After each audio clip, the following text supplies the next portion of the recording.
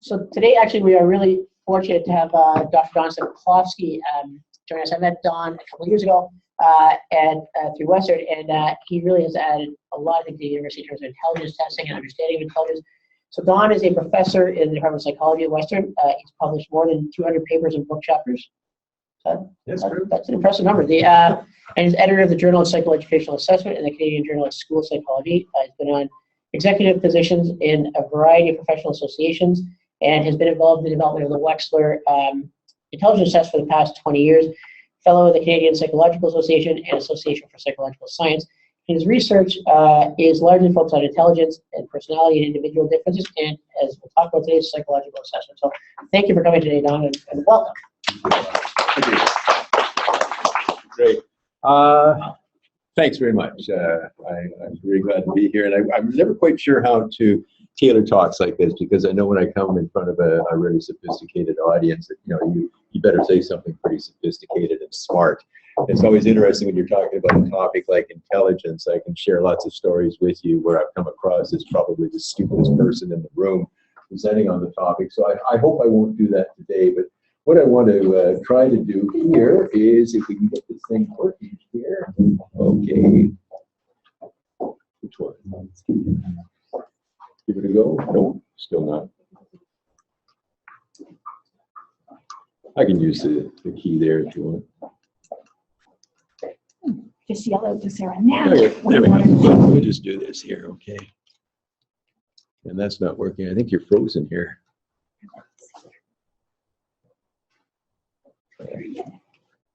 So what we want to do today is focus on probably a whole number of different facets and aspects of intelligence and lead that into some cognitive assessment stuff. And I want to get at the very end a little bit of a conversation in on this use of Canadian norms. I don't know how many of you do say Wechsler type scales or Woodcock-Johnson's or cognitive assessment systems or KABCs or whatever. There's always that question of, yeah, I can administer the test, I can score the test, but score when I start to ask the question, so what does this tell me? What do I compare it with? What is my reference base? And we get into the question of norms. But let's kind of back up a little bit. The thing about intelligence, which is really fascinating, is it's probably one of the most studied, best studied factors that we have in psychology. We know more about intelligence than just about anything else, but many of you who maybe have a little bit of gray hair too will remember the Ulrich Neisser article a few years back in the mid-90s that talked about intelligence knowns and unknowns. And as much as we know, there's a great deal that we don't know. And there's still a great deal of understanding or misunderstanding about intelligence. But we kind of move along. We're getting a whole lot better at kind of defining it, understanding it, and certainly measuring it. So what we want to do is focus on some of these things and hope that as clinicians or as practitioners, that what we do is we take the best knowledge that we have, the best evidence-based kind of stuff that we have, and the best measures that we have, and we don't use it to make stupid decisions, okay? You can, you can have a great car and a stupid driver, and you've got a recipe for disaster. I have to say that I've spent a number of occasions in earlier years as an expert witness in court, and always looking at the reports of other psychologists or sitting on various kind of complaints boards and so forth with professional associations, and looking at some of the worst of malpractice and bad practices and so forth. And usually it comes around the use of psychological tests, unfortunately, and more often than not in the domain of intelligence.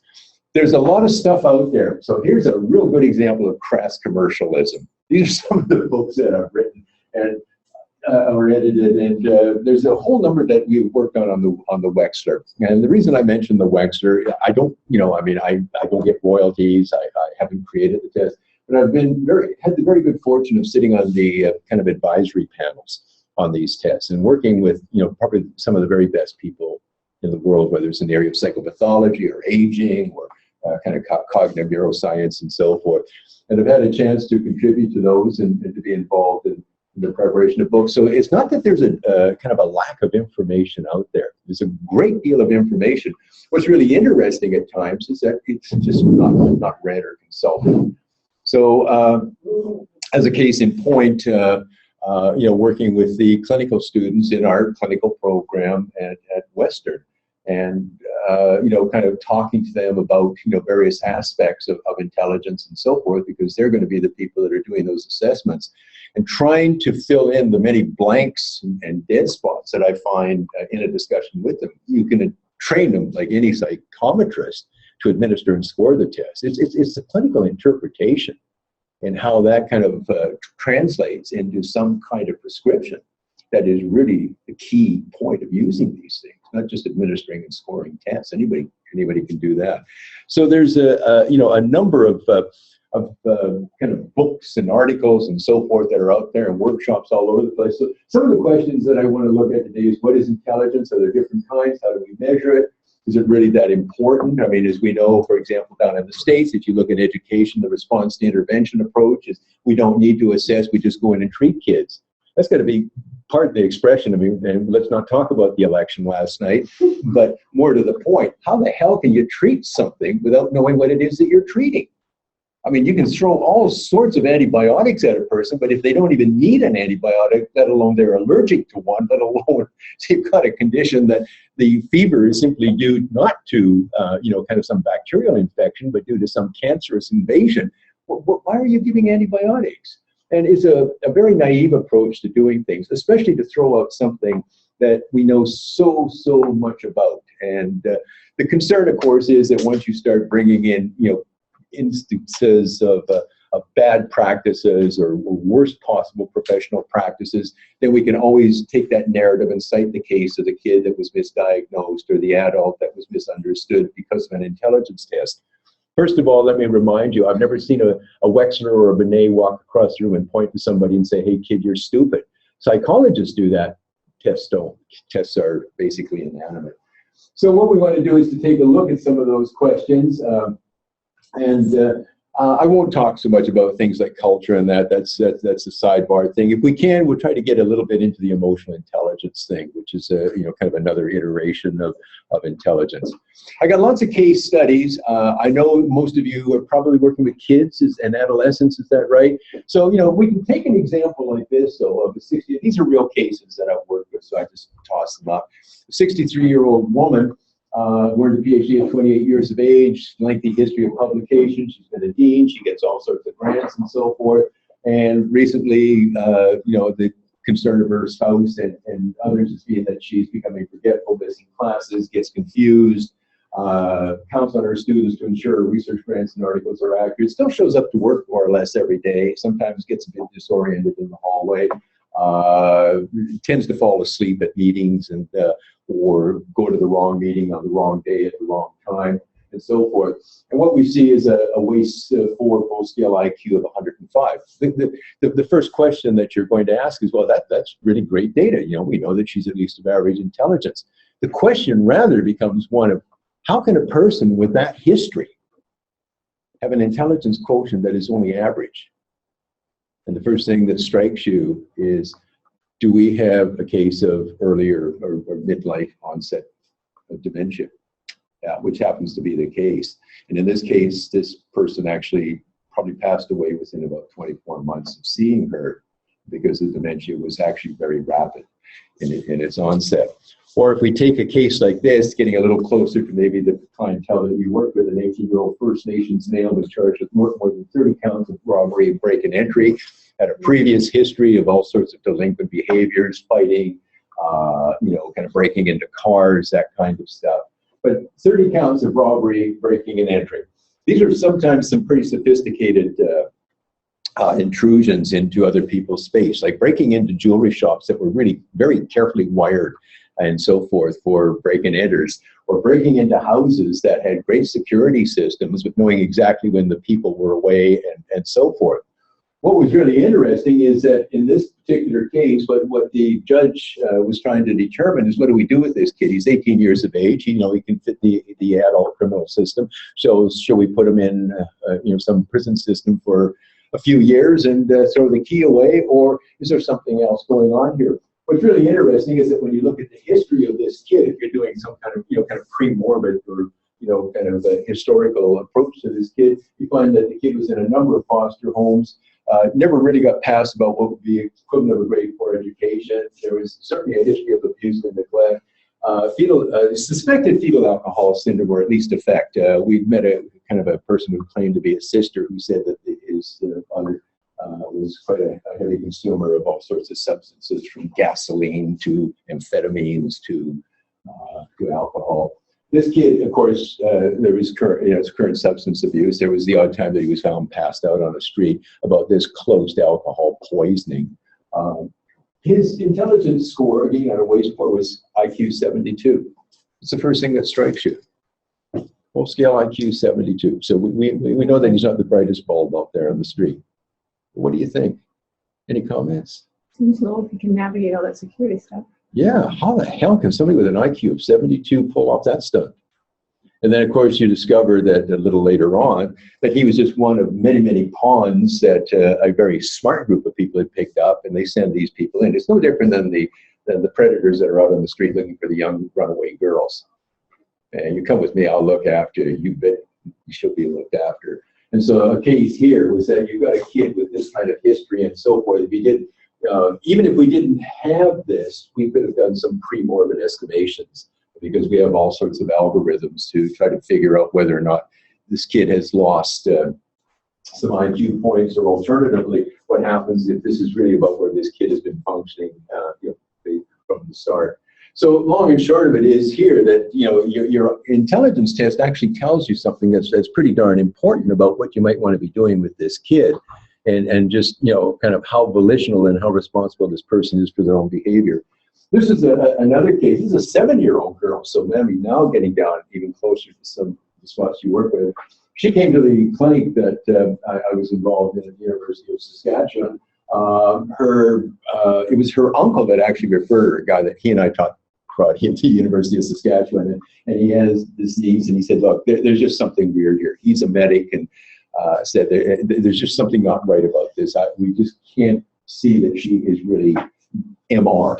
Okay, she tested out on the WIPC at 67 IQ at about age 5. She was in special education classes and so on. So for the last couple of years, she'd been kind of diagnosed and kind of moved into these programs. Parents were concerned also that this wasn't accurate. This girl did have a history of, she seemed very slow to process, poor school achievement, very withdrawn, non-communicative, and so on and so forth. In fact, when I met her, she was so painfully shy, it was ridiculous, and she would not work with me. Unfortunately, or fortunately, I had one of my graduate students walk by who was a very bright, vibrant young woman, and the two seemed to connect. And so it was my graduate student who did all of the assessments. This little kid wouldn't bother with me. She did have a number of medical issues. She was premature, low birth weight for gestational age, all those kinds of things. Missed a lot of school, extremely shy and anxious. It was kind of almost like when you met her, it was like whether you didn't know whether it was a lack of capacity for expressive language or whether it was more of an elective, selective kind of mutism.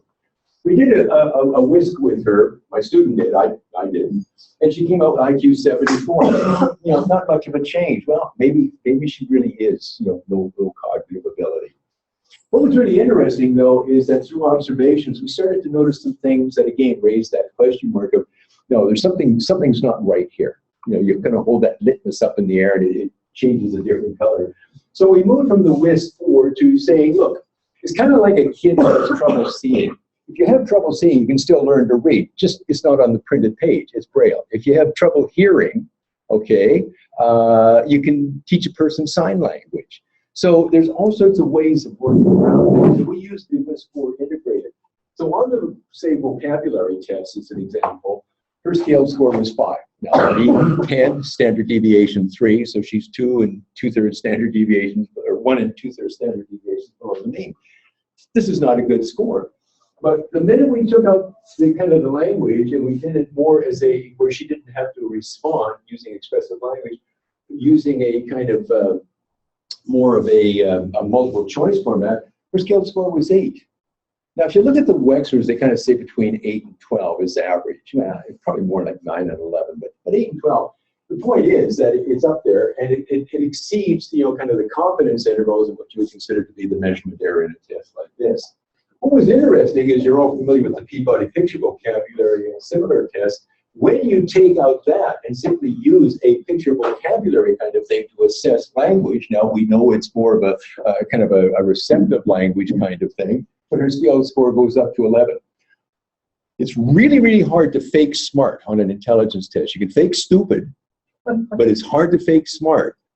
So what we start to look at here is that by simply changing the modality of presentation, is that we're getting quite divergent scores from what would be suggested of a person that is, kind of classically mentally retarded. And again, this is where the intelligence test really came in and was helpful. So, what we need to look at when we're looking at intelligence is there are factors on both sides of the coin. We have person factors, so we have all of the psychological kinds of things that kind of comprise intelligence and so forth, the biological, genetic, the personality, the cognitive domains, clinical conditions like learning disability, mental retardation that can get in the way of intelligence, and external factors. I was just mentioning to Rob a few minutes ago that one of the things about having some contacts down in the States and working on the Wechsler projects is that we have access to those data. And the United States, as you probably understand from last night again, is a natural laboratory for studying strange behaviors.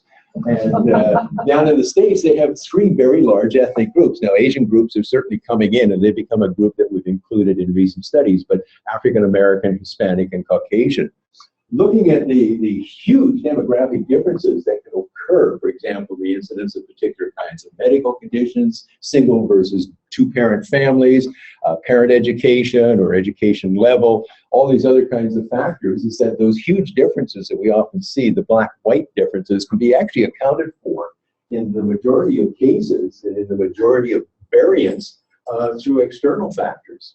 So it really doesn't have much to do with race or anything else in a genetic sense of the word. So when we take a look at intelligence, we have to consider these kinds of things when we're not only describing it, but when we're assessing it and interpreting it. At the same time, too, I think we need to start to look very carefully at what we do with our ideas of intelligence. And there's, again, a big difference between simply testing a person, then getting the measurement, and then using that measurement in clinical decision making. And you'll notice that in those 3 case studies, that what we did in many cases was, there's no journal articles that guided us. There's no, kind of empirically based research, but is putting together, a series of kind of clinical algorithms and coming up with the idea, I wonder if. So if your intelligence test, for example, can't help you answer a question, it may give you a better question to ask. There's also, as I say, when we talk about kind of assessing intelligence, there is this notion then of kind of just simply testing for intelligence and the clinical judgment that goes with it. And for those of you who are familiar with Carroll Dweck's work as a case in point, and she talks about those who kind of see intelligence as being fixed, and those who see it as kind of being a mindset where growth is possible. Remember, too, that it's very easy to take a really good psychological test and totally invalidate it. So we know on personality tests, whether it's the MMPI or the PAI or something like that, malingering, impression management, and so forth. On intelligence tests, it's the same kind of thing. We see, for example, people, kind of doing all sorts of strange things that can sometimes mess up the test scores. And in the cases where they're not volitional, as in the case of the very young girl, it was just a girl that had such psychological baggage and issues going on with her and other issues that basically what it did is it masked her intelligence. By the way, that little girl, amongst other things, had one of the most severe learning disabilities I think I've ever seen. I don't think I've ever seen anybody with such a severe learning disability. I'll just share with you the end note on that one. I should do this. About 4 years later, I actually had a chance to see her again. It was at a karate tournament, and I was with her Uncle Brian, who's the medic who kind of referred her, and looked up, and there she was sitting up there with her parents, looking quite a bit different. In fact, I almost didn't recognize her. And she was sitting there with her boyfriend. Quite different for a young girl that was in a classroom for special needs kids who was diagnosed as moderately mentally retarded and didn't have any language at that time. So once again, with the right programs, it's amazing what can happen. There's been so much controversy around intelligence tests, and I don't know how much you folks get confronted with this and how much it impacts how you think about intelligence tests and use intelligence tests or choose not to use intelligence tests. As I say, I think we went through a series of court cases down in the States where intelligence tests were essentially on trial, and there were some court decisions that said you couldn't use intelligence tests. I mean, basically, they were not only unethical, they were illegal. In other cases, it was you can't use them with African Americans because they're culturally biased. In other cases, you can't use them for people who are of a particular age because they give kind of false negatives or false positive kinds of results.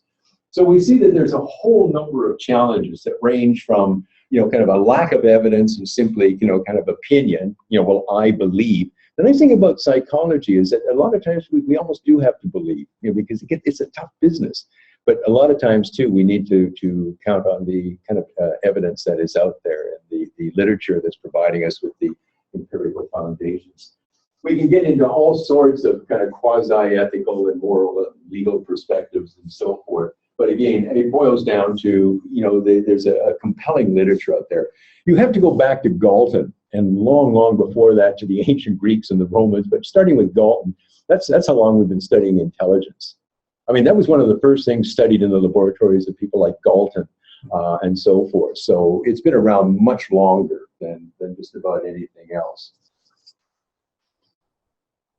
I just want to mention this this comment here by Linda Gottfredson. I think I'm probably preaching to the converted. In part, I hope.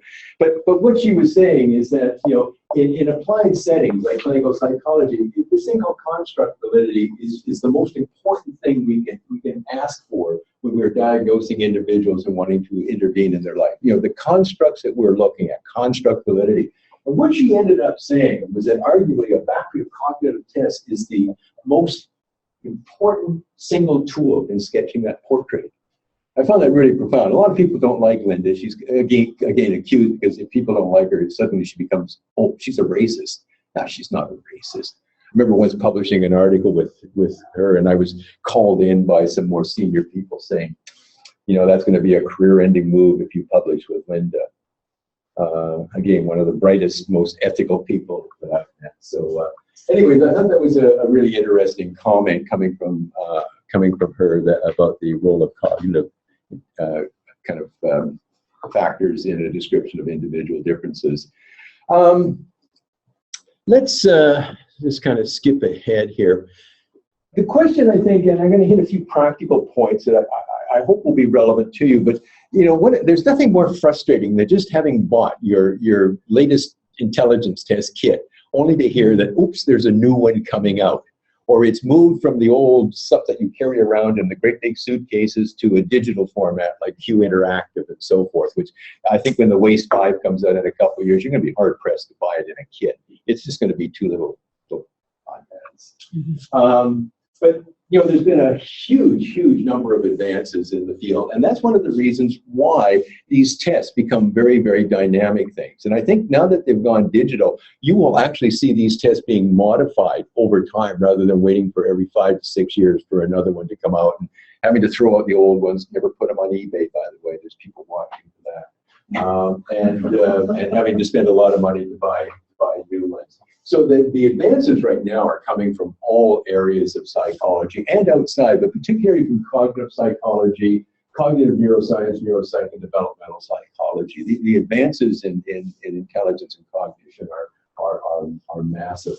We've also gotten very good at constructing tests. I mean, if you look at the old Galton test, strength of grip, pitch discrimination, at what point does this feel like 1 versus 2 and so forth, and yes, things like vocabulary. These were kind of quite quite random collections of things that seemed to work in a lab. The problem with most of those tests is they didn't correlate with anything in the real world. And that's why Binet was so successful, is he just made a very, very practical kind of test. But now we're making these tests to the point where the kind of statistical and research that we do on these tests is really quite profound. Having consulted for Pearson, I mean, they must spend hundreds of thousands of dollars trying out tests that never make the cutting board. Or for those of you who kind of go back a few years, like, whatever happened to object assembly? That was always one of my favorite tests. Where did it go? Well, it got bumped. And it got bumped for another a number of reasons. One is that we can make better measures of whatever it is that we're trying to measure with object assembly. And secondly, over time, it started to falter for a number of other reasons. One, kids just became more sophisticated with playing with Legos and that, so puzzles weren't such a big thing. Secondly, a lot of this stuff kind of finds its way into the everyday culture. Items such as, who was Christopher Columbus? That was a nice item. And then suddenly it became part of the curriculum because people started to question whether Chris Columbus really was the discoverer of North America. And so it became part of the curriculum. Well, any kid could have gone in and answered that question. So it changed in the hierarchy and started to muck around with scores. So these tests are constantly being reviewed, and that's one of the reasons why we go from a Wechsler-Bellevue to a WAIS to a WAIS-R to a WAIS-III to a WAIS-IV and now a WAIS-V. And will there be a WAIS-VI? You damn well bet there will be. What about WAIS-V? It'll be out in about 2 years. They're working on it now, and every now and then they ask for my opinion. One of the things that every now and then I think in our business, because we do get questioned by sometimes other professionals and sometimes by our clients, sometimes even by our administrative folks, and that is, but psychological tests, they got such a bad reputation in that. No, psychological tests don't have a bad reputation. Again, they're neutral, they're innate. It's what we do with them that makes them good or bad, useful or useless. But this is a really good article that I always like to have my students read, at least unless they become discouraged, when they go over to medicine and they see people being rolled into MRIs and they're sitting there with their whisk kit, looking really pathetic, it's, or people are drawing blood and doing all sorts of things and so forth. Medicine isn't quite up to the level that sometimes we think it is when we compare it with the best psychological tests. And that's what Mayer and company did in this article. Their comment is very simply, the best psychological tests in the hands of a competent, informed practitioner is as good as the best medical tests. And you really should read that article. It's really interesting how they take so many of the psychological tests and look at the data in terms of effect sizes for this, that, and everything else, in comparison to a number of medical tests, from everything from X-rays to MRIs to ECGs to EEGs and so forth. So really a good article. This is Greg Mayer and company, published in American Psychologist. The early tests, we can see that we've come a long ways from the form boards, Alfred Binet stuff and David Wechsler's stuff. So that the first test came, oh, by the way, the first Wechsler, I think, only cost $3.50. So we actually have come a long way. There's been so many contributions made to psychology and particularly in the area of kind of understanding cognition and intelligence as in a description of individual differences. So people say, well, do you want to use Wechsler's? No. Well, I believe in the Binet. Well, take your beliefs. Church is a wonderful place for beliefs. This is psychology, and it's a real life client sitting in front of me, and and I'm not going to do crystals and laying on of the hands and other kinds of things. But we've got a whole number of people that have contributed kind of historically, like Art Jensen and Hans Ising, to Jean Piaget and Vygotsky, and over here to Luria. So you've got three very different approaches to understanding intelligence. These guys very, very much based in the biological basis and kind of the trait views of intelligence and the use of psychometrics. These people, again, very much involved in the notion of developmental aspects, developmental stages, pre-operational, formal operational, concrete operational, and more of a neuropsychological approach, the foundations to the kinds of things that led to the Luria, Nebraska, and the Halstead right hand, and so forth. What happened is that, of course, people spawn off on these kinds of things. So you know, underneath here was people who believed in intelligence being something like a general factor with various facets in it, the Spearman approach, to people like Horn, Carroll, and Cattell, who said, no, you can't talk about intelligence as a single entity. It is too complex to put together. Maybe. And that's led to people like Dick Woodcock creating the Woodcock-Johnson. I don't know how many of you use the Woodcock-Johnson. That's interesting because, you know, Canada is very much like any other country. You go to certain parts in Canada, and the Woodcock-Johnson is the test, which is really kind of too bad because if the Wechsler without the integrated was the only test, we would have never understood that 7-year-old girl. If we take a look here, and CHC theory is, you know, kind of the darling of you know, kind of the intelligence business right now. If we take the work of people like Piaget, then we have, you know, the people like David Serial and Feuerstein, who use a dynamic assessment approach. And if we take the Luria kind of thing, as Jack McNary and J.P. Doss from the University of Alberta, who developed what is essentially called the Luria, it wasn't the Luria, Nebraska so much, but developed a cognitive assessment system, which is based on a model of planning, attention, simultaneous, sequential. So it's a different way of framing it. Alan Kaufman and some of these people have gotten really smart. They're saying, you know, I really like what these guys are doing, and I really like what these guys are doing. So I'm going to create a test, and I'm going to tell you what. It's kind of like driving your car and being able to go from miles per hour to kilometers per hour. You can just switch back and forth.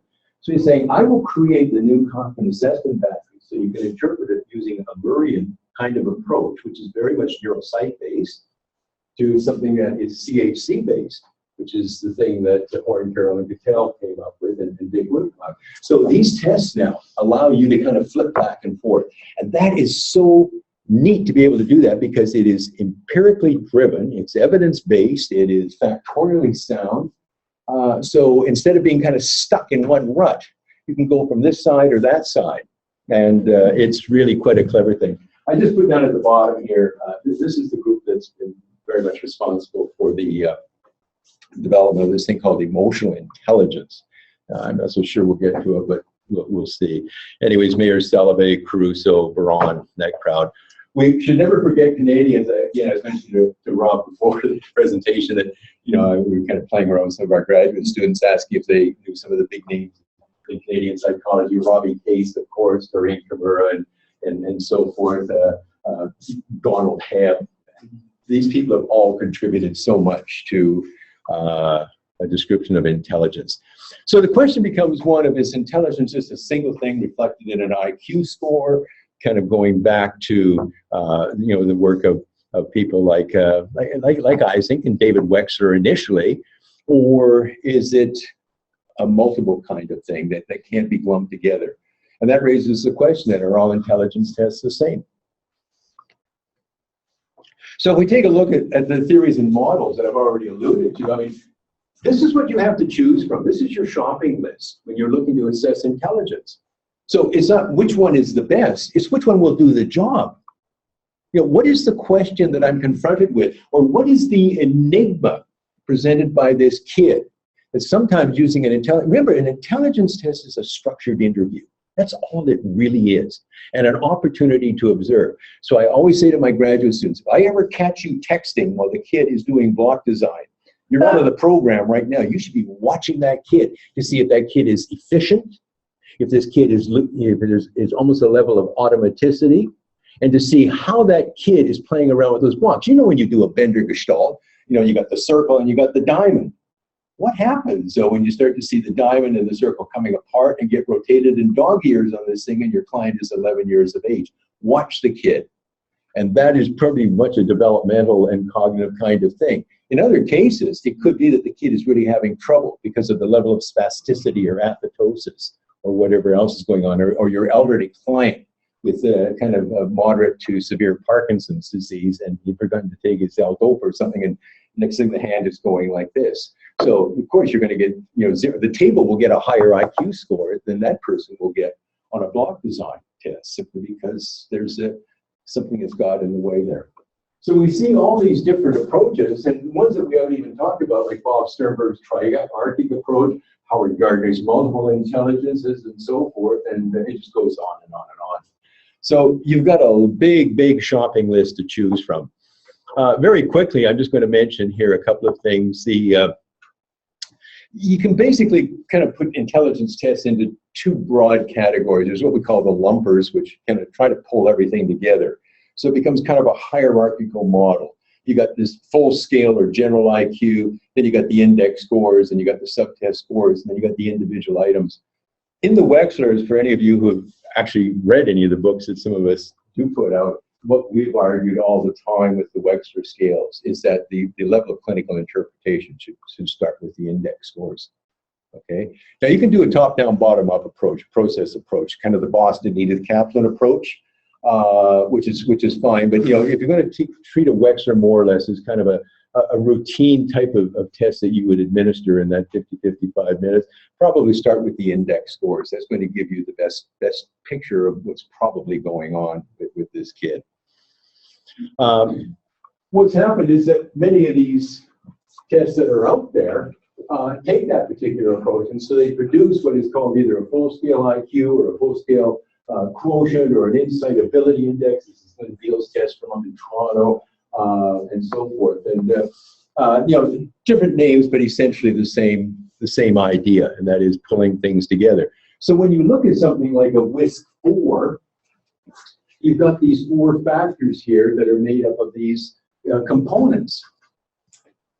And when you look at the WAIS-V, it's, interestingly enough, it's got 5 factors, not because it's named WAIS-V, but because the work that we were doing suggested that when we created the WAIS-IV, and we had a factor called perceptual organization, is that it was a bit too glumpy, and that we should probably be separating that into more of the perceptual organization versus the more fluid kind of intelligence, with a more spatial kind of analytic reasoning ability. So you'll find now that the WAIS-V actually uses a 5-factor structure. You can reinterpret the WAIS-IV using a 5-factor structure too, if you wish, and you've read the articles and you know how you decide you want to do that.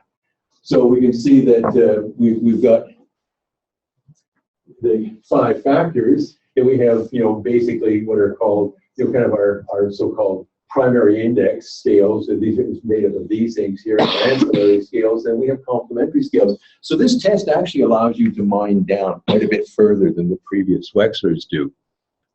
But if you really want to mine down and find out what's going on, then you can actually take any one of those subtests that are on that and take a look and say, well, what is the latent trait? What is the underlying cognitive ability that we're really trying to get at? And these are the many things that they measure. So then you go through and say, well, block design is really good for tapping into abstract reasoning, fluid reasoning, nonverbal concept formation. If I think there is a problem with a particular area, what I can then begin to do is to take a look at those tests, for example, that share in common that particular ability to see if the scores are compromised. So that if I see, for example, that a kid has a low score on arithmetic, but a much higher score on digit spans forward, backward, and sequential, then I can say, I don't think it's working memory. I think it really has to do with more of a quantitative reasoning or arithmetic reasoning issue, because the kid can do these kinds of things if you don't present him with a problem where he actually has to do some mathematical kinds of solutions. Ecologically, arithmetic is probably one of the best tests out there, but it is also so cognitively complex that we can then start to use it for differential diagnosis.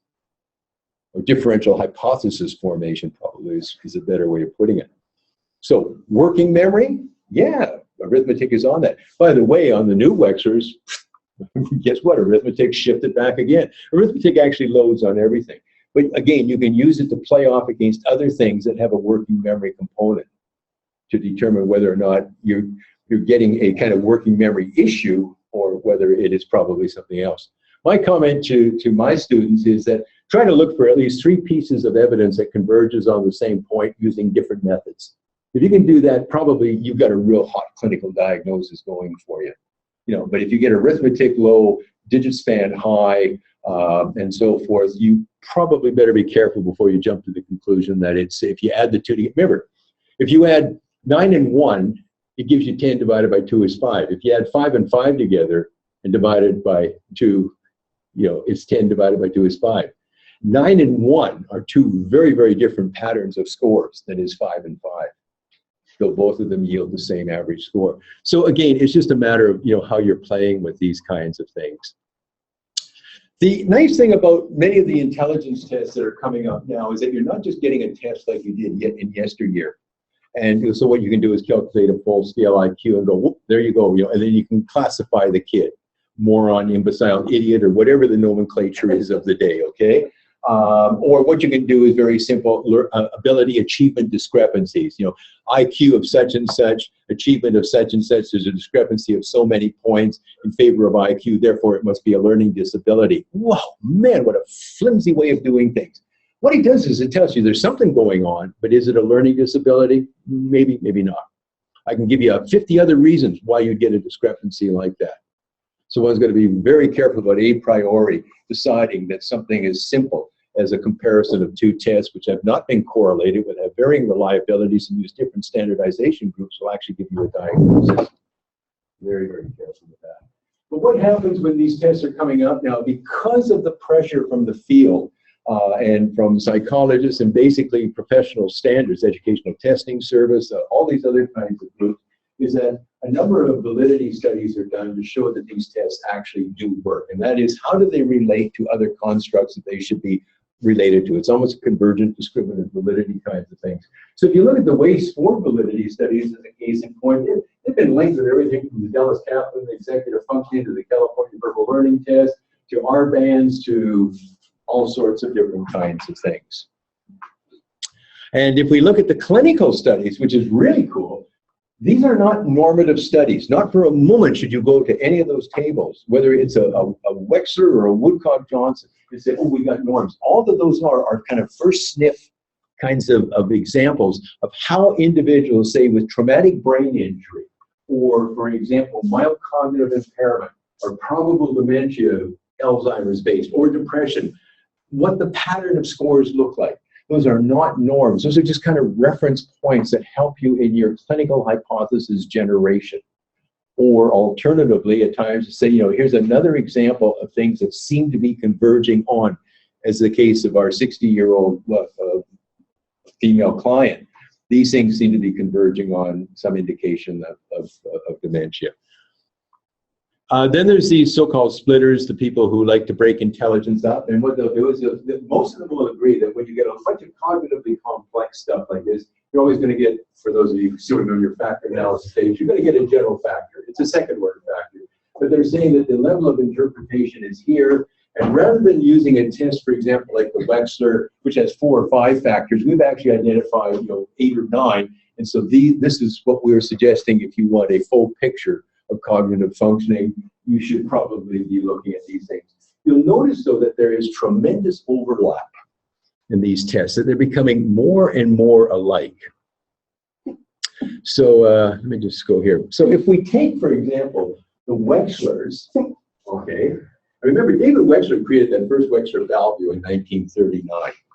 Okay, and it was a test that was predicated, that made it so cool because it had that so-called verbal performance split, which is the old Army alpha and beta way of looking at things. And we compare that, say, with the Woodcock-Johnson.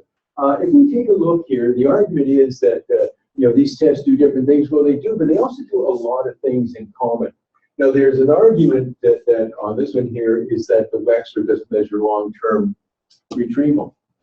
Then what the hell is a vocabulary test? Of course it measures long-term retrieval, but not in a more direct way, but rather an indirect way. So if you can kind of tuck this into your hip pocket when you're doing these things, you're finding that a person is having real difficulty in searching for the meaning of words. It's kind of like doing a facial scan and just not being able to pick out those faces and so forth that were shown on the stimulus picture not 2 minutes ago. Then we know that we're probably into some retrieval problems, and you can do it directly or indirectly. Because Gordon Allport always used to say, if you want to know what a person is thinking, ask them, which is really what most personality tests do. You can see here that processing speed is very important. So, actually these tests cover a lot of these things. And yet when you get to other kinds of tests, for example, such as the DOS and so forth, what you'll find is the differentiability skills. cover a lot of these different things, but then if you kind of go over here on the KABC, they miss on a couple of other things. If you go to the Stanford Binet, it's really heavy here and really light there. So the full-scale IQ that you get from these different tests, that's why they correlate 0.8, because they're not exactly identical. And so I've watched more psychologists go, wow, hold just a minute here. This person has lost 7 IQ points or gained 3 IQ points in the last 2 years. And you go, well, you used a Binet here. So it's a test that was created probably about 15 years ago. You used American norms. Okay, you used a contemporary Wechsler test here. Well, okay, so we got Canadian norms on that. The test measures something different. The correlation between the two is now about 0.7. So why would you not expect a difference of 7 or 8 IQ points? It's all statistical fluff. I'm going to skip a lot of that, and I'm just going to suggest here that when you're interpreting intelligence tests, I don't really care again whether it's top-down or bottom-up. It depends on how you want to approach this. You know, you can get underneath the car, or you can open the hood and look in. It really doesn't make much difference. This is a kind of if you take a look at what we did, for example, with this young 7-year-old girl, is we started off with full-scale IQ because the diagnosis hinged on her full-scale IQ. That's how you kind of classify people in terms of mental retardation. It's based on basically intelligence and adaptive functioning, and plus etiology and so forth. So we kind of started up here, but immediately we kind of flipped down here and said, let's go down here and kind of work it this way up. And that's what gave us that kind of insight into the fact that her uncle was actually, and as were her parents, really quite right. This kid has got some problems, and very, very serious problems, but we don't think it's mental retardation. And again, as I mentioned before, when you're watching people, start to put a different lens on your opportunity to observe a kid. This is one of the richest opportunities to observe a person. Watching them do a Beck depression inventory will put you to sleep, because there's just no fun in doing it. And good God, if you're still doing MMPIs and things like that, you'll probably both go to sleep. But more to the point, though, for things like this, you can actually observe a person doing things. How do you think Piaget came up with his developmental stages? By simply watching. A couple of things here. I'm just going to talk very, very briefly, and I'll be real quick on this one here, on the norming stuff. When intelligence tests were first mainly developed, like Wechsler's and Binet's, they were developed in the States, they were brought up to Canada. And it was always really cute, because I remember as a graduate student, kind of opening up these intelligence tests as I was exposed to them. I was so excited. You know, I actually got to look at the anatomy of an intelligence test, and better still, I got the answer book, so I didn't actually have to, kind of be as smart as they thought I really was. I could learn the answers. And I started to notice in many of the books that I looked at, the test manuals, is that there was items that were scratched out and new items were written. So there'd be a typical item in a Wechsler. How far is it from New York to Paris?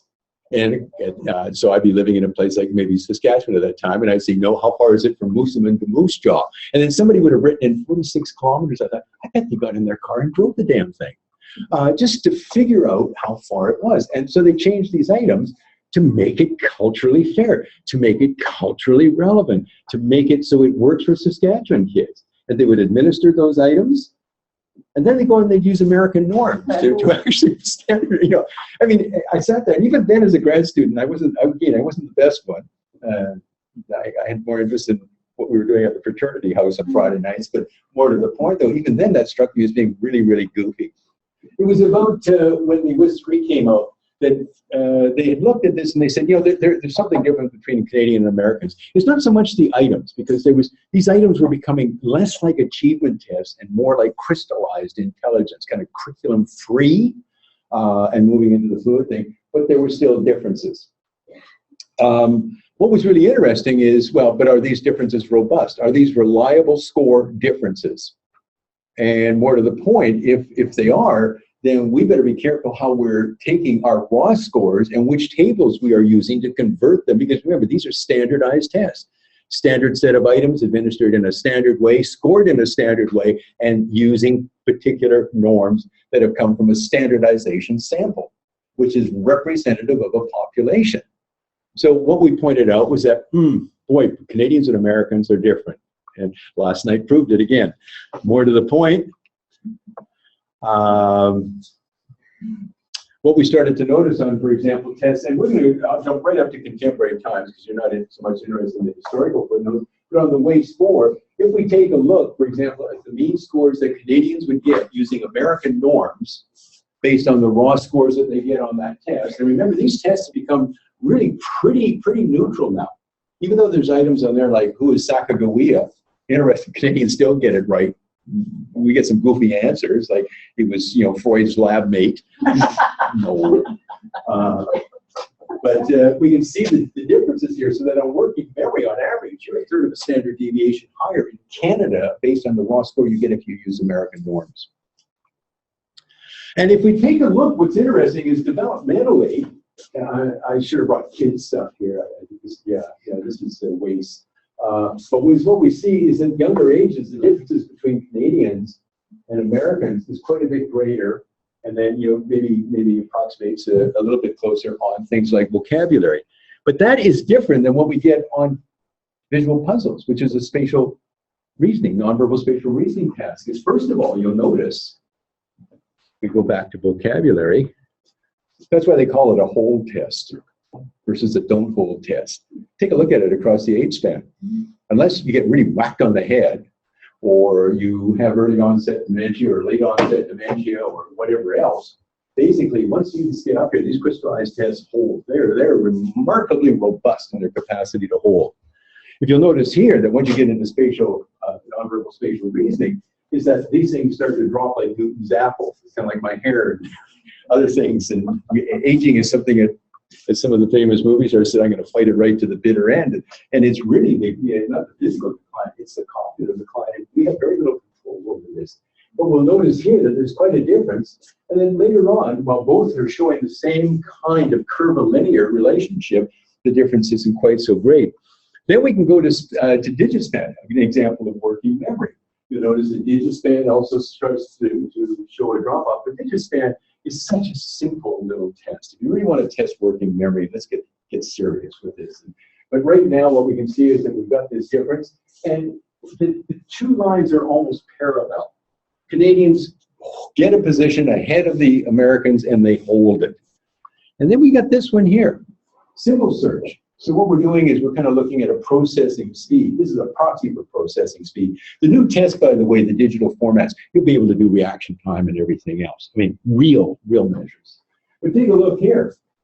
There's the Canadians. We start off, the gun fires, we're running, we're ahead of the Americans, we're chugging along. The Americans are catching up, or we're slowing down, and oh my God, we get past. And they run past us and so forth, but right at the very end, we pull it off and win the goal. So long and short of it is that you get these kind of relationships. So when you are playing with norms, your norms have to not only show the differences on average, they have to show it across the age span that you're working with. That's the sensitivity of using the most appropriate norms. People say, oh, well, if you bring a test into Canada and you start mucking around with the norms, you're going to screw up reliabilities and the psychometric properties of the test. Come on. Can you show me anything else in psychology that has an internal consistency reliability coefficient on a full-scale IQ score of 0.97? It's 0.98 in the States, 0.97 here. That is next to perfection. There is nothing else in psychology that comes that close psychometrically to being on target. So again, when I hear people saying, oh, well, I don't believe in intelligence tests, they give, erroneous scores and so on and so forth. Look at the data. So then we get into this norms debate. I'm just going to leave this one kind of with you because I want to end off on a quick note here before Rob actually gets out that long stick and pulls you up. Alison Harrison, who's she's a great psychologist, works at Queen's University, love her dearly and so forth, but she wrote an article a couple of years ago that actually challenged the use of Canadian norms with university students who present at clinics on university, kids who come in who require some special accommodation. Because as you know, university is very much different than for those of us in my age range. When you went there, you got in because you had the grades to get in some cases, a few of us found backdoor ways. But for the real students, they had the right grades and so forth. And that's how you got in. And if you didn't maintain a grade point average, you got a letter from the president saying, thank you very much for paying your tuition, but you're no longer welcome here. Go away. we now open up the doors and we take in all sorts of individuals, which is great. It's the Canadian way. But at the same time, she's challenged the use of these scores, because what's happened is she's saying there's no way that university students can have IQ scores of 88 and 92 and get through. If you open up the floodgates, you'd be surprised what flows through. So long and short of it, she writes this article, and what happens is it throws all of this work that we've been doing over the years, standardizing these tests, Pearson or Sitecorp spending literally millions of dollars to develop these things, and suddenly somebody says, no, it doesn't work. So Allison then wrote another article, and she published it in a journal that I happen to edit. And that just shows what a fair, nice guy I am. I looked at something and I went, God, what do I do here? I'm a journal editor. I made sure it went out to associate editors, it went out for proper review, and there was reason to publish it. In large part, not because people were saying that it was the best and the best written article and it had the most compelling data, but it sure raised an issue that probably should be reinvestigated. Okay? So, what we did is we pulled together our team. There was Lynn Beal from Toronto, Larry Weiss from San Antonio, who's the head chief person down there for test development. Jesse Miller up in Canada, who heads up that thing. JJ Zhu, this guy is so bright, it's scary. He's the smartest psychometrician I've ever met. And Jim Bolnack, who's just intellectually superior to just about everything that I would want to be. And we wrote an article, we said, there's not a shred of evidence to kind of really back up what they're saying. And the reason is that they've just done a lot of really funny things. They've misunderstood the data and so forth. And I won't go into it, but basically what we're saying is, well, hold on here. We know, for example, that Canadians on average score about almost 105 on the WAIS versus Americans if we use American norms. But take a look here. We have a higher mean score, but we have a smaller standard deviation. So if you want to play the psychometric games, this is starting to explain why you're getting into the problem you're getting into. Look at the age range and the curves and all the other stuff that I showed you. And essentially what we were saying here again is that if we then go down to scale scores, on average, Canadians don't just score on 10. They score between 10 and 11. Okay? So what that does is it again produces a kind of composite score, if you wish, of 105, 102 to 105. So what we're saying is you've got to use Canadian norms. If you're in Canada, use Canadian norms. If you're in Canada, you use Canadian dollars. When you go to the States, you use American dollars. They're both dollars, but they're worth different amounts. And so we came up with all sorts of examples and wrote an article, and just we kind of thought everything was finished with. An article appears in the archives of neuropsychology, basically saying that, yeah, you shouldn't use Canadian norms. And again, made all of the mistakes in the other one and did not cite any of our papers. So you see, I'm a better editor. Long and short is, this just adds to the argument. Look, if we take the WISC, okay, and the WAIS, and we put all of them together, we find that these differences hold across the groups. Now let's just take the WAIS-IV. If we take a look, the average score in Germany, if you used American norms, would be 107. In Canada, it's about 105. You notice that the standard deviations vary a little bit, but in Canada, it's an interesting kind of compression of scores.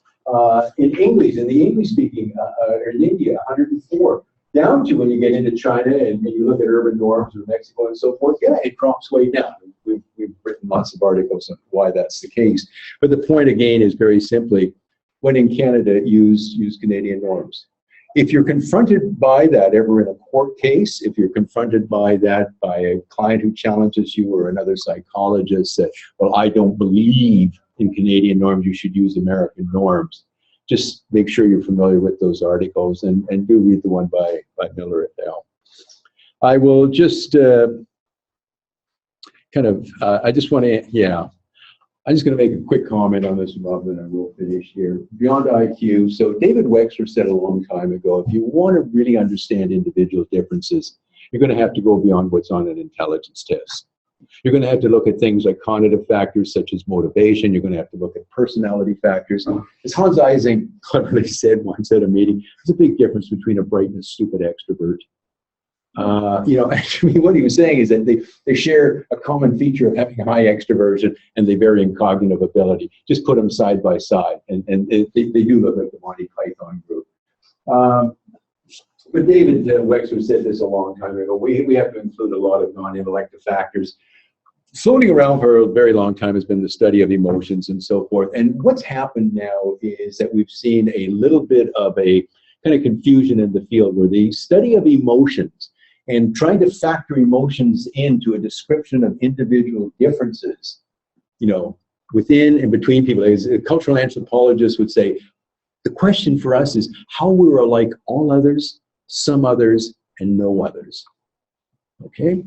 So, we started seeing people like Howard Gardner, who's a great pontificator. I have great respect for him. He hasn't done much research, but he's a great pontificator. And he's talking about what he calls intra and interpersonal intelligence. And it was kind of how does your kind of cognitive ability impact your capacity to understand yourself and to understand others? Cool, I get that. Bob Sternberg, only Bob Sternberg could come up with it. Every time somebody does something, Bob comes up with something better. I mean, we wrote a book some years ago on the interface between personality and intelligence. Bob Sternberg follows up 6 months later with a bigger book. Okay. But Bob talks a lot about his triarchy model and practical intelligence, but he also talks about social competence. So what's happened, and we can all kind of relate to this. This is an example I actually I'm going to use when I go to China in a couple of weeks, in large part because they really like Norman Bethune, the Canadian. They really think this guy is great. And I quote this from Chairman Mao's description of Bethune. And when you look at this, you don't see a lot in there about how smart he is. What you see is his kind of character as a person. It's like comparing Barack Obama and Donald Trump. I mean, just listen to the way they talk and how they resonate with people and kind of the compassion or the narcissism that comes out in one versus the other speaker. By the way, we had one of our papers on narcissistic perfectionism just cited today in Psychology Today, and the hint seemed to be that it's a really good description of our next leader. We didn't intend it to be that way. It wasn't written with that in mind, but interesting. So we started to see this kind of other side coming out that maybe David Wechsler hinted at. And that got us into this thing called emotional intelligence, which started with Mayer and Salovey. There was a guy named Dan Goleman, who actually used to be the editor of Psychology Today, who really popularized it. And it resonated so quickly. Finally, intelligence seemed to have some status because it was linked with the study of emotions. And there was a reason for that. I went to one of Goleman's first talks. I had no use for the construct, wouldn't even touch it in my research lab. And I listened to Goleman speak to about 3,500 psychologists. Every one of those psychologists had just experienced things down in the States like Columbine, another suicide in their school, another case, for example, of too many smart kids dropping out, too many kids ending up on drugs, too many kids dying in all sorts of strange kinds of ways. And they were burned out and exhausted, and the IQ tests and all the other things we do in psychology wasn't helping them so much. So these things really, really caught on. How I got involved in it was very simply that an honor student that nobody would supervise at the University of Saskatchewan kept pounding on my door, and finally I said, okay, I'll talk to you. He said, I need a supervisor. I will identify him. It's Paul Minsky. The guy was the classic poster child for what we used to call Asperger's disorder. If you think Sheldon and Big Bang Theory has Asperger's, you should have seen Paul Minsky. First day he came in, I had a grievance filed against me because he so upset the secretaries in the office by charging around like a bull in a china shop. He insisted on doing this, and I thought, okay, I can teach him a lesson. I will let him go out as a good scientist and collect data on a very, very complex study that he co-designed, and I will show him once and for all that this is a piece of fluff. Oh, man, he comes back, he's got these compelling results. So I said, okay, we got to replicate it. Science is based on replication, not just one-shot studies. He comes back, his data for the next study it's even better. And so I thought, okay, well, maybe we better study this. And I think now I'm writing books on it. So, but not books like Goleman's. These are evidence-based books. Long and short of it is, even in one of the journals that I edit, there's been a number of special issues on emotional intelligence, from assessment to what it is. And and so forth. And I'm just going to kind of end up with a couple of things here and leave this question with you. I like emotional intelligence. I don't know if it'll be around too much longer because it's morphing into all sorts of really neat things. It's merging with coping. It's also merging with, you know, kind of our views on personality and so forth. And it does raise a series of interesting questions, though. Many of these people were not lacking in IQ points, but almost every one of them, if you were to bring in the dark triad into today's description, narcissism, Machiavellianism, psychopathy, and let's add the tetrad, the newest one that we put in there, sadism. And every one of these people are poster childs for that. From Idi Amin to our Willie Picton, or our dream couple here, Carla Malka and her husband Bernardo. You know, we started to look at it, none of these people were particularly lacking in IQ points.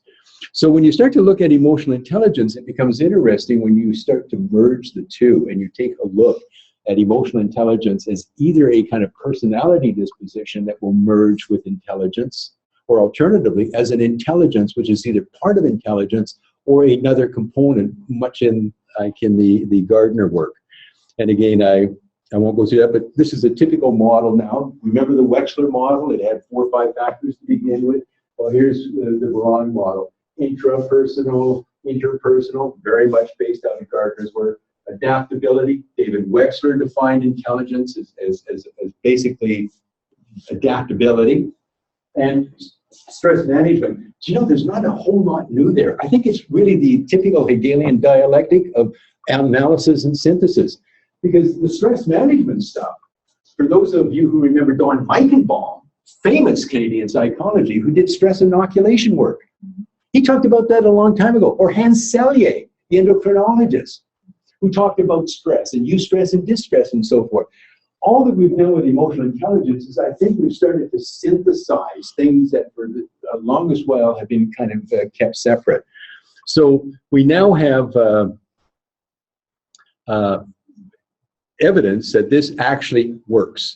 And that's what's really cool. Because if we want to take a look at EI, is it intelligence that predicts success in university or things like emotional intelligence?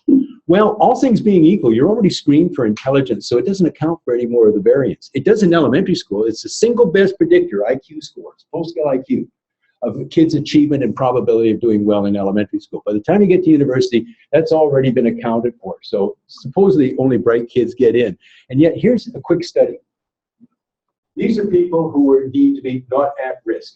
They had really good IQ scores, really good grade point averages. They came in being quite sane, stable students and so forth. They weren't drinking as much beer as the guy in that picture. And the dropout rate and so forth for these students was probably about 10 to 12%, which is relatively good when you think that the average dropout rate is probably more like 18%. And in some American colleges, I can't keep making those jokes. They're upwards of 40%. Or in the case of Donald Trump's university is being sued for failing to educate students because they couldn't get jobs.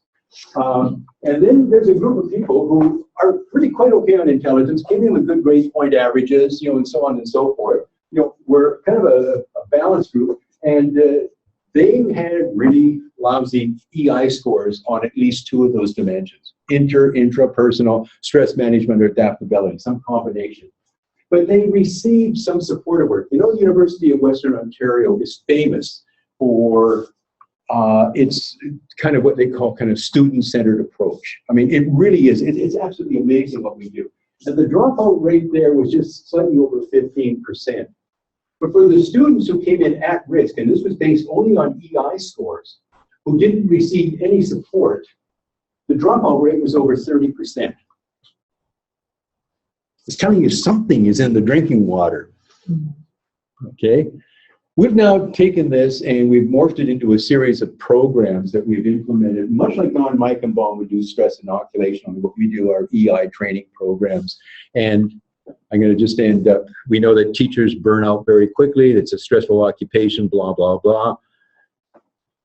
Here's the data that we got following an intervention, 30 days later, 6 months later, and basically a year later. And as you can see on things such as measures of emotional intelligence, subjective well-being, okay, various measures again of emotion coping and so forth, and significantly higher in all, and they retained it. So the point here is that if we stop at this point, we can say that we've seen increases in IQ. It's called the Flynn effect. Okay, we've all seen that on average in developed countries, on average, the average IQ points increase by about 3 every decade. So we've seen an increase in IQ scores. But the point is, again, and this comes from Bob Sternberg and Jim Kaufman, Alan Kaufman's son, who does a lot of work in giftedness. There's not a whole lot of evidence that increases in IQ are reflected in more intelligent everyday behavior. That's the strange thing, is that if we're getting smarter, why are we getting, in many cases, behaving or behaving less intelligently? And here's why I kind of resonate a little bit with the work on emotional intelligence and positive psychology. This came from Stephen Hawking. We put this up in 2006 on a website, and I've been watching for the answer. And to this day, the answer has not come. His question was, in a world that is in chaos politically, socially, and environmentally, how can the human race, in spite of its increasing intelligence, sustain another 100 years? And with that, I'm sorry I went way over time, but thank you. Thank you, Don. That was a wonderful sort of overview and summary of course, we have time for people who can stay for questions. You didn't order a pizza? No, that was okay. Sarah's. Sorry. Of course it was. Any questions on any of that? Any of these articles or anything that I've talked about that you would like to get a closer read on? Let me know. Most of it I can download, or I've already got it and I can forward it on to you. The norm stuff, I think, is probably going to be one of the more critical features, because remember, a lot of the controversy on this has come out of the Ontario context. And so the debate is between, say, Alison Harrison and company at Queen's University and kind of the Pearson folks up in Toronto. So it's one that you're going to have to look at and think about. Which one is best going to serve your clients? Hey, you have a question? No, I'm a retired clinician. I have to jump in. Yeah. Former head of CPRI, right? Okay. My old boss. In the United States, intelligence testing has been a life-death issue. Yep. In 2 states. One Capital punishment. Yeah. was in 2002, in which they demonstrated that this individual was mentally retarded, they're part of the instruction, and so he was not put to death. Then in a Florida case, it's interesting, in 2014, IQ testing showed that this individual had an IQ of 71, therefore he is not mentally retarded. And therefore. And then I was then concerned when you said the high validity of the full scale. Now, as a result of that, however, psychologists demonstrated that IQ does not, the American Association on Intellectual Disabilities said IQ alone does not determine mental retardation, but adaptive behavior. Adaptive behavior. So therefore, adaptive behavior scales are very important in the United States. In Canada, IQ and adaptive behavior results in money and services. So it's very important to add that dimension of adaptive behavior. Absolutely. When I was doing an intellectual, was doing as an assessment of mental handicap. I just thought that would be. I should take you to China with me, because you just hit lecture 3. But actually, I mean, you pointed to the, and so they have the sort of Atkins law, and it says if you have an intellectual disability, you can't receive the death penalty. That's right. But I think it's an evolving concept. And so the United States Supreme Court has now said that you can't just use sort of a bright line at 70, and you're either above it or below it, but it depends on many, many other factors. But so now since 14, they added adaptive behavior. Do you know what's nice about that case? You want to know what's nice about that case? A lot of our work was cited and used in that case to argue that. Yeah. I got a note from a colleague who was in fact murdered shortly after. It was a Florida case. Yeah, it was a Florida case who was one of the expert witnesses, and used a lot of our work to argue that. It's Don, but you said earlier that you can fake stupid, but you can't fake smart. So I'll have to remember that forever. But I wonder, when people are on death row, what is their what is their motivation to try and do well in an IQ test? Whereas presumably they would have a lot of motivation. No, they want to do stupid. Right, so I mean, you wonder what the validity of the test is at that. Yeah, well, yeah, but you see, again, as I say, if I put you in an MRI, which is really great, and you start to wiggle around, Yeah. what are you doing? If I'm going to do a blood test on you, and I'm going to be looking at, say, glucose metabolism, and I tell you to fast, and you don't fast, you have 4 cups of coffee and 6 Krispy Kremes on the way, what am I going to get? I mean, the test is great. The situation is all wrong. The person-situation interaction is what's messed it up. So the biggest issue was the very, and you've hit it right on the head, was the very limited and linear interpretation. What is the difference? Let me put it this way. If I go outside and the breeze is blowing right now, and I say to you, the wind is blowing 19.1 kilometers from the northwest. You go out and you say, no, mine says it's going 19.2 kilometers from the northwest. What difference does it make unless you are flying a plane that is so hypersensitive to those kinds of shifts? But for you and me, it's just going to be a bad hair day. Okay? So that's where you're going to be ever so careful. I'm sorry. That was a bad example. You'll lose your hat. No, it's okay. Explain like it's in ball day, not ball. So those cases, and they got really quite nasty. And that's why I showed the case of the adolescent boy, where the judge here in Canada, this was a Calgary court case, no, Saskatchewan court case, sorry, raised the question about this kid. And that is, was this kid smart enough to know what he was doing? So there was a very volitional planning kind of thing, and he could be held responsible for that, or was he simply a pawn in a much more complex machine?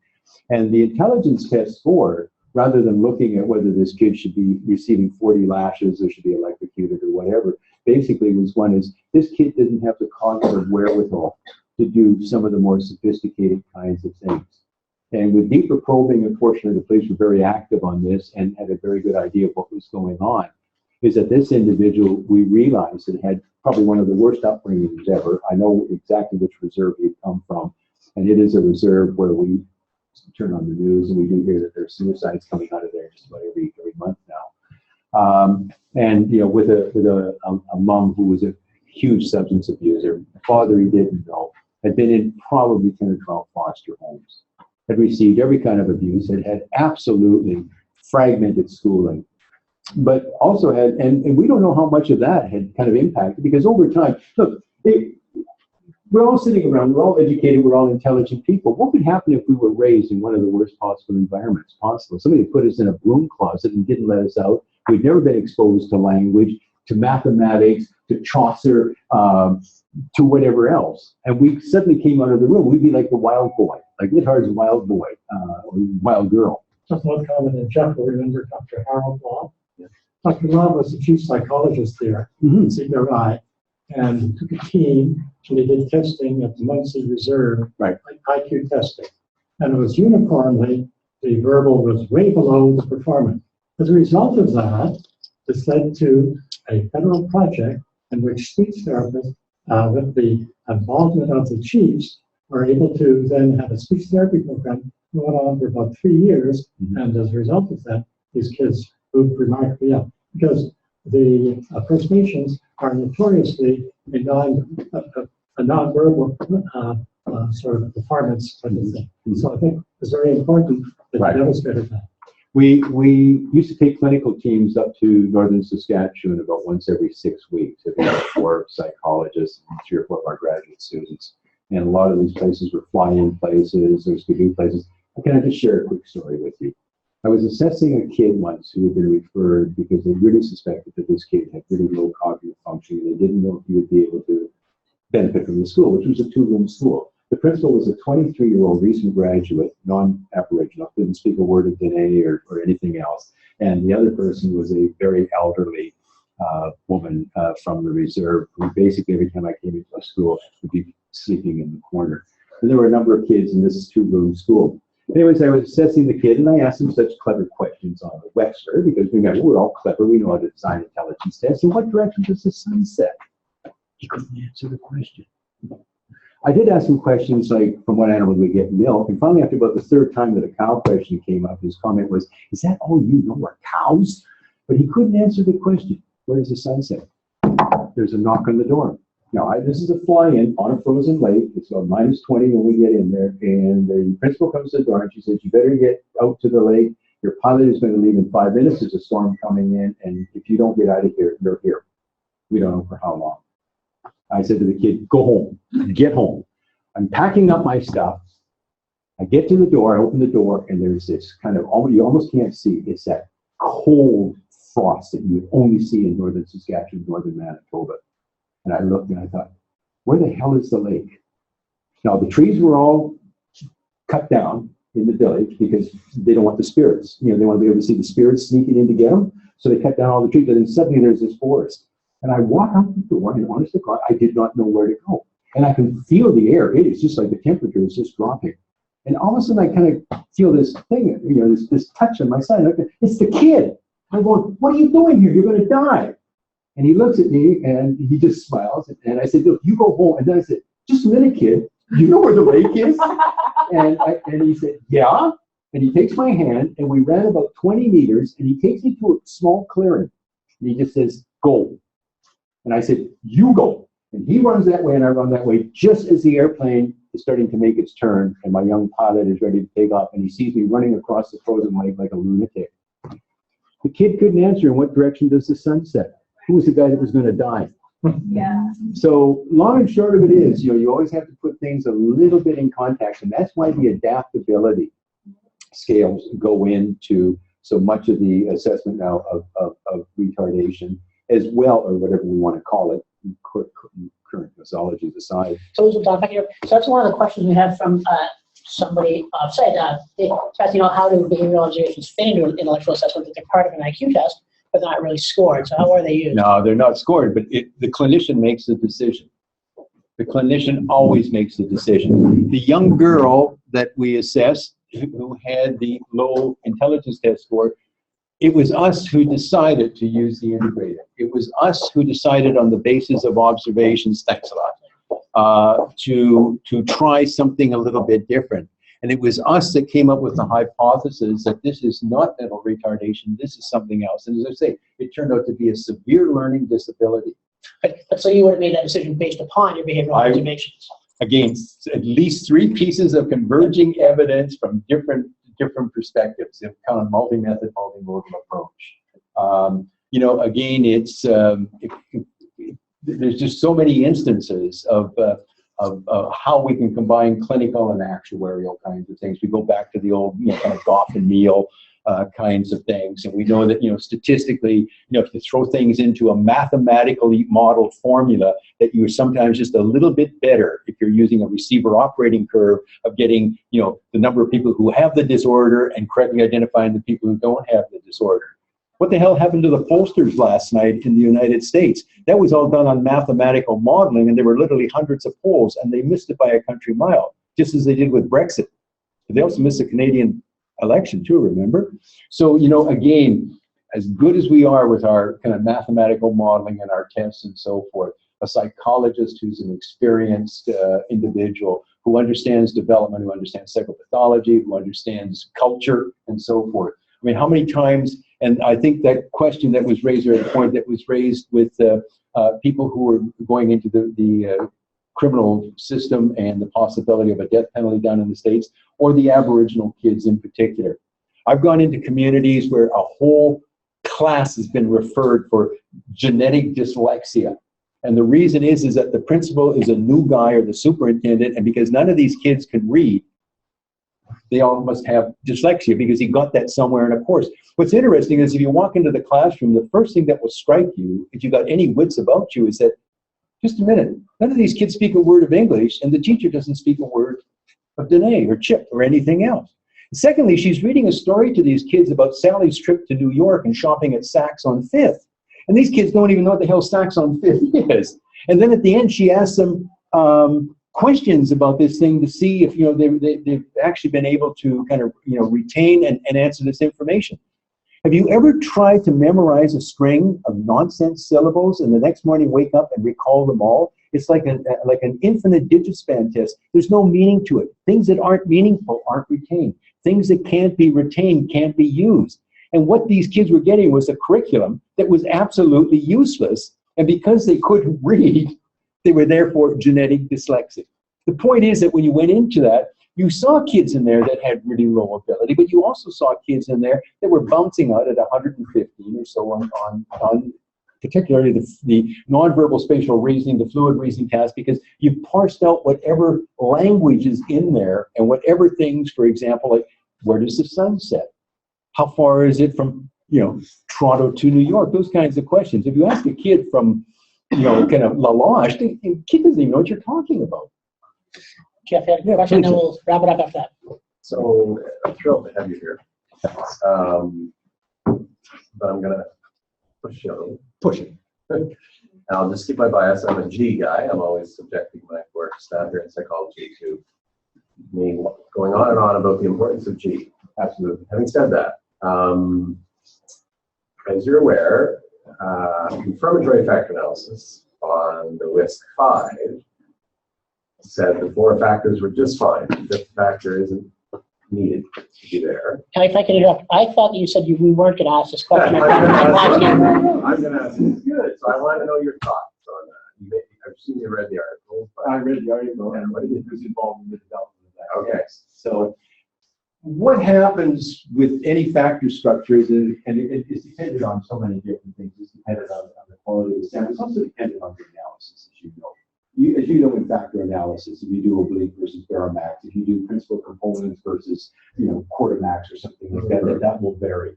When you do structural equation modeling, you might get configural and metric, but you may not get scalar invariance. So, at what point we cut it off? On effect sizes, what is really a moderate effect size?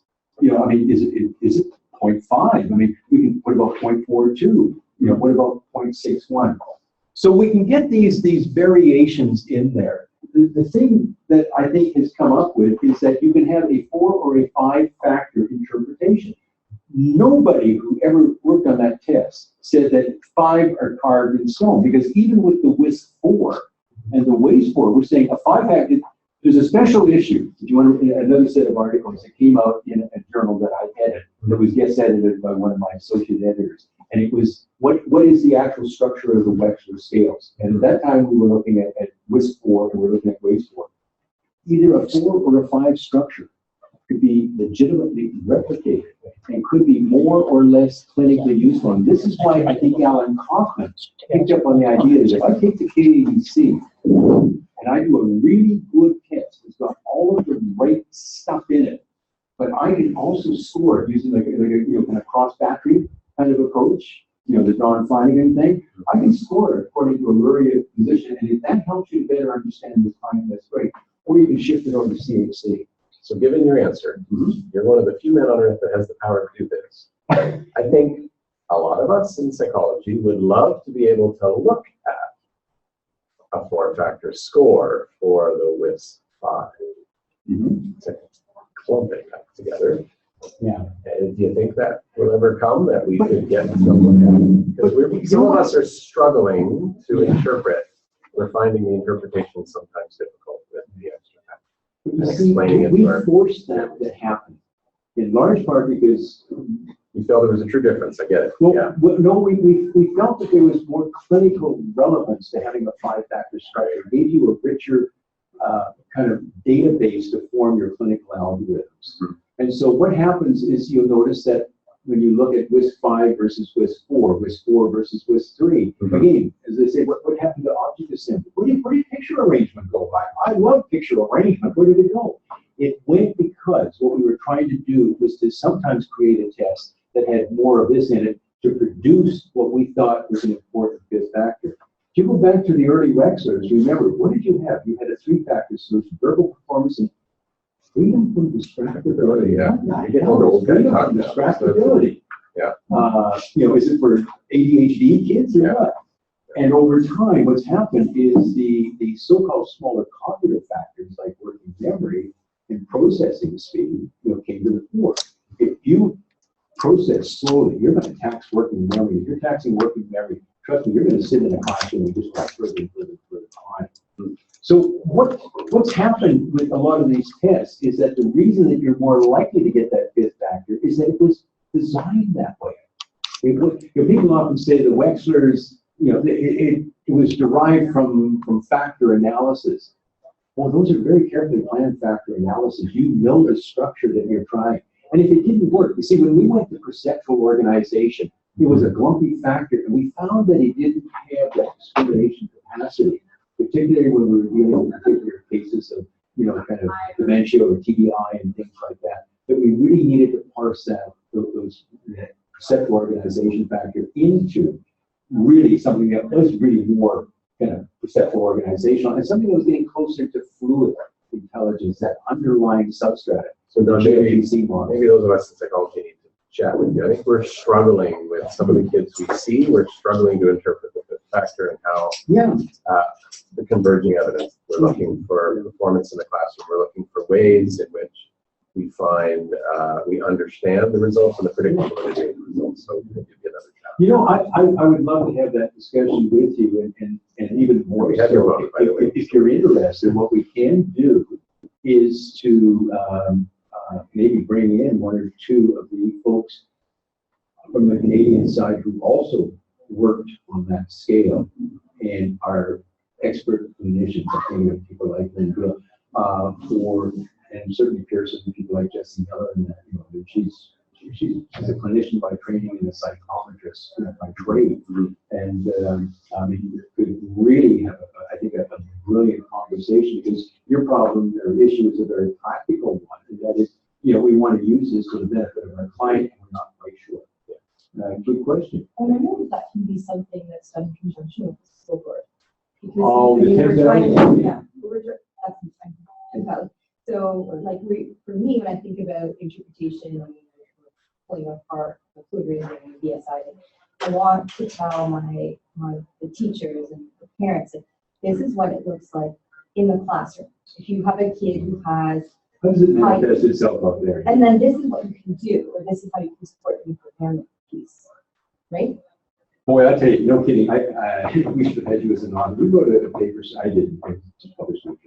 It's called A Clear Approach to Writing. And if you look at the last chapter in the WAIS-V book, it's a kind of personalized assessment kind of thing. We're supposed to each kid, the question is, what can the kid do? What can the kid not do? What are the strengths and weaknesses? What can the teacher do for the kid?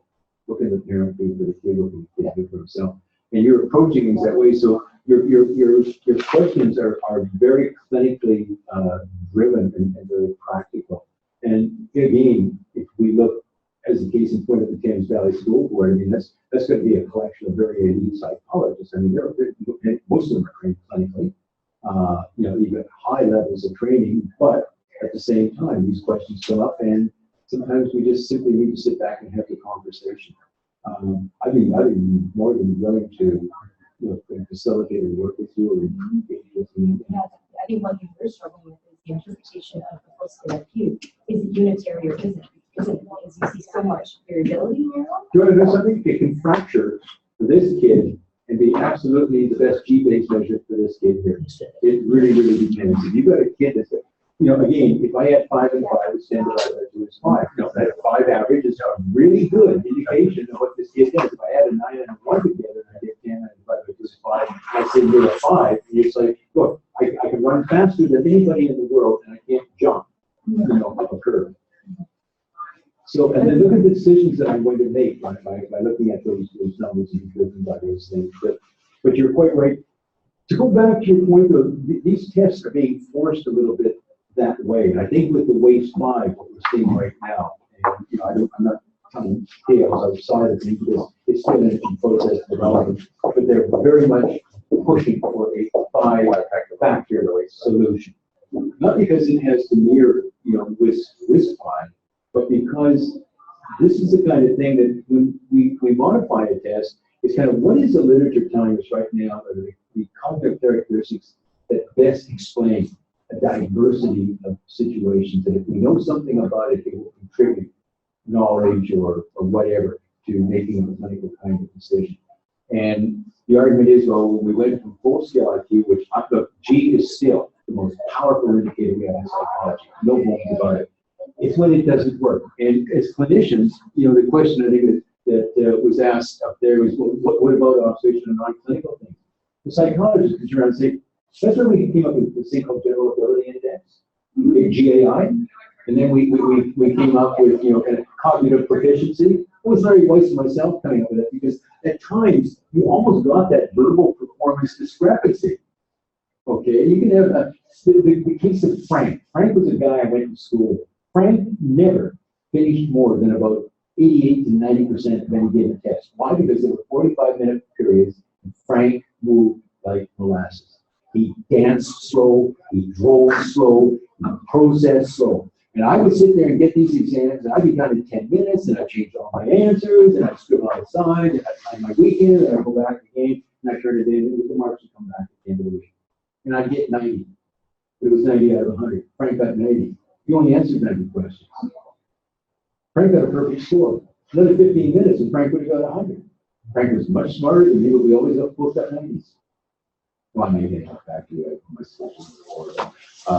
More to the point, though, you can kind of see how, just looking at some of these different, so that's what we're doing on the Wechsler saying. If you take a look at CHC theory, which, people like Warren Carroll, moving from just crystallizing fluid into this much broader spectrum, and those are factors that have come. Those are research-driven factors. They weren't made up on over a few years or kind of like, well, I believe kind of thing. This, if you really start to call that literature and put a strainer on it with, kind of a capacity for this amount to get through, essentially, those are key factors. The Wechsler is saying some of them we think are less important, but that's why you have these ancillary tests, these secondary things that you can kind of deal with. And then if you're going like, yeah, but look at this.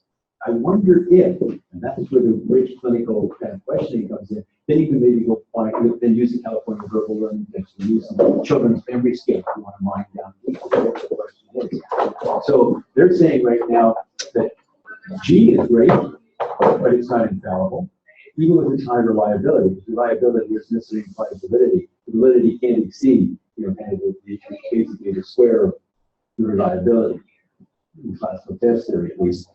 More to the point, though, is that it can, in individual cases, break down.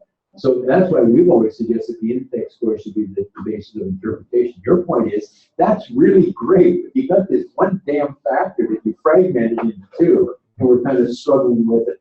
So can you help us? So we look at the ground, I don't think we're using it very well.